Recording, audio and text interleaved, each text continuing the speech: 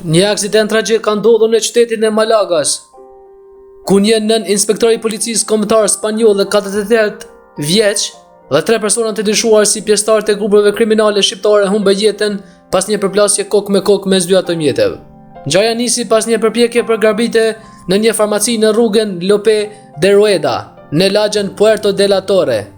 3 gabitësit, të cilët besohen se janë anëtar të një bande të njohur shqiptare, tentuan të grabisin farmacinë, por dështuan dhe u larguan me shpejtësi në një automjet të fuqishëm. Policia kombëtare dhe ajo vendore u vu me njërin në ndjekjet e tyre. Sipas raportimeve, gjatë arratisjes, grabitësit morën një kthes të gabuar duke hyrë në drejtim të kundërt në autostradën A7 drejt Torremolinos. Pikërisht aty ndodhi përplasja fatale në makinën e nën inspektorit 48 vjeçar, i cili nuk po e merrte pjesë në operacion, po përkthehet në shtëpi pas një turni nate. Përplasja fuqishme çoi në shpërthim në flak të dy automjeteve.